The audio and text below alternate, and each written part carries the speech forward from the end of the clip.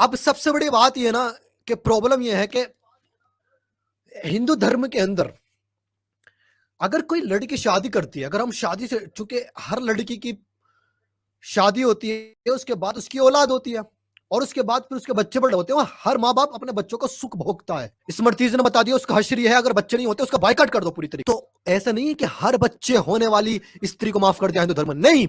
दुनिया के शायद ही कोई ऐसा धर्म हो जो औरत को सिर्फ इस बिना पर डांट देता हो कि धर्म, आवाम की बात नहीं कर रहा, समाज में बुरे भी होते हैं अच्छे भी होते हैं, वो अपनी बीवियों को मारते भी हैं पीटते भी हैं, ससुर भी मारते हैं, बहुत से बुरे लोग कि तुम लड़की ही पैदा क्यों करती हो, लड़के पैदा क्यों नहीं करती हो।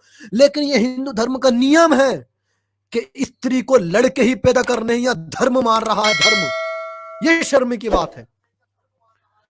इसके लिए मैं आपको कुछ सबूत प्रोवाइड करता हूं। आपके सामने अत्रि स्मृति का 52, 53 और 54वां श्लोक है। साफ साफ लिख रहा है कि जिस मनुष्य के पुत्र नहीं है, पुत्र कहते हैं लड़के को, जिस मनुष्य के पुत्र नहीं है वे पुत्र के प्रतिनिधि को ग्रहण करे, कारण के श्राद्ध तर्पणा धिक्कार्य बिना पुत्र के नहीं हो सकते। यानी जो इनके धार्मिक काम होते हैं, श्राद्ध तर्पणा तप, ये बगैर पुत्र के नहीं हो सकते। पुत्र का होना जरूरी है। अगर आपके पुत्र नहीं है तो हर हाल में पुत्र पैदा करो, और पुत्र पैदा करने के कैसे कैसे नियम है वो तो मैं आपको बताऊंगा, आगे बताऊंगा। और अगर पुत्र पैदा नहीं कर सकते हो तो किसी का किसी भी तरह पुत्र हासिल करो, उसको प्रतिनिधि बनाओ, क्योंकि पुत्री यानी लड़की नहीं चाहिए, लड़का ही चाहिए। अब नीचे लिख रहा है कि पिता यदि पुत्र का चेहरा देख लेता है ना, उसका जीवित अवस्था में उसका चेहरा देख लेता है, पिता यदि उत्पन्न पुत्र का चेहरा देख लेता है तो वो स्वर्ग को जाता है। पुत्री का नहीं, पुत्री का नहीं, नहीं नहीं नहीं नहीं, नहीं। लड़की नहीं चाहिए, लड़का ही चाहिए। पिता को स्वर्ग यानी जन्नत तब मिलेगी जब पुत्र पैदा होगा और वो पुत्र का चेहरा देख लेगा। ये साफ साफ अत्रि स्मृति कह रही है, और आप खुद जाके क्रॉस चेकिंग कर सकते हैं।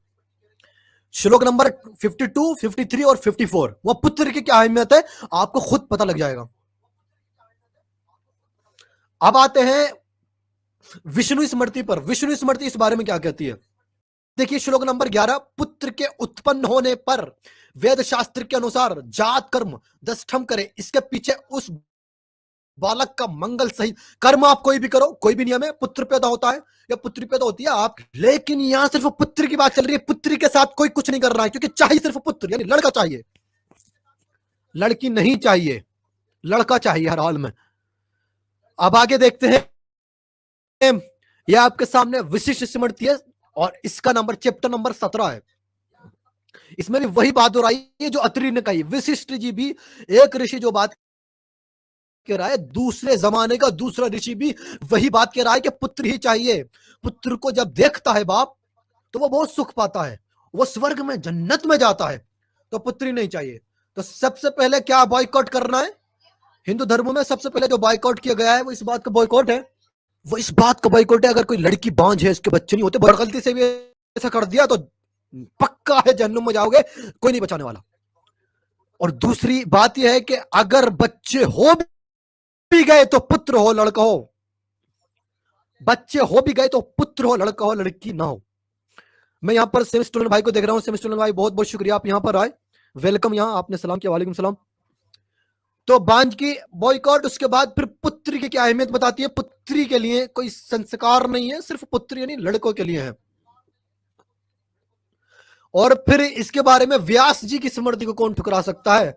चैप्टर 2 वर्ष नंबर 44, व्यास जी क्या कहते हैं? कहते हैं कि और अपनी स्त्री संग जिस स्थान में सूर्य की किरण न आती हो ऐसे स्थान में गमन करे। गमन करने का तरीका बताया है कि किस तरीके से अपनी बीवी के साथ सेक्स करना है, ऐसी जगह करना है जहां पर सूरज की कोई किरण।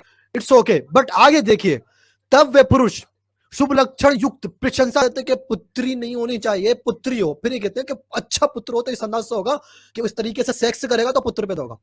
मैं चैलेंज करता हूं, गारंटी देता हूं, क्योंकि मैंने 18 स्मृति पढ़ी है, इन 18 स्मृति में एक भी श्लोक, एक भी तरीका ऐसा नहीं है जो पुत्री प्राप्ति का हो, यानी लड़कियों को हासिल करने को हो।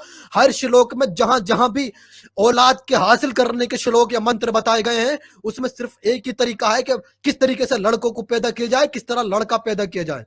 इवन आगे मैं आपको दिखाऊंगा, अगर लड़का ना पैदा हो तो सिर्फ लड़के साइड में रखो और जल्दी से जाके दूसरी औरत से शादी करो ताकि लड़का पैदा करो। और ये सामने अब आप खुद देख लें कि ये आपके सामने व्यास जी की चैप्टर नंबर 2, व्यास स्मृति चैप्टर नंबर 2 वर्ष नंबर 50। जो स्त्री धूर्त हो, अब ये और काम को नष्ट करने वाली हो, दो सिफत बताई है कि जो इस तरह की हो, और तीसरे कौन सी सिफत बताई है, जिसके पुत्र न हो।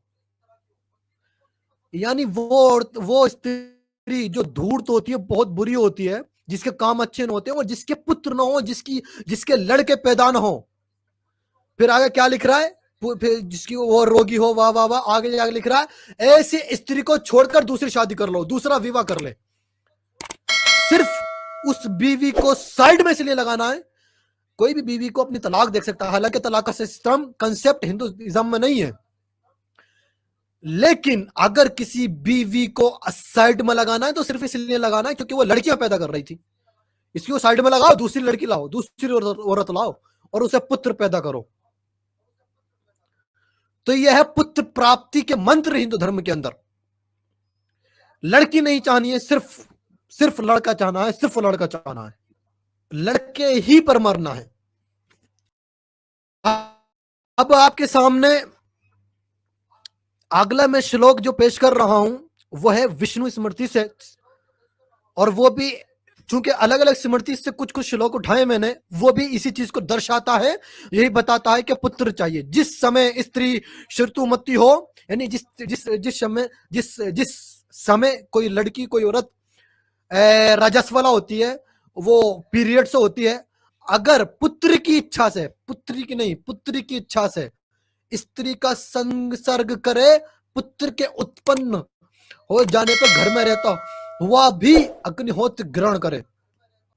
क्या करना है, पुत्री की इच्छा से प्रेगनेंसी की हालत में उसके साथ गमन करना है, उसके साथ हम बिस्तरी करनी है तो पुत्र हो जाएगा। यह पुत्र की इच्छा को किस तरह पूरा किया जाए।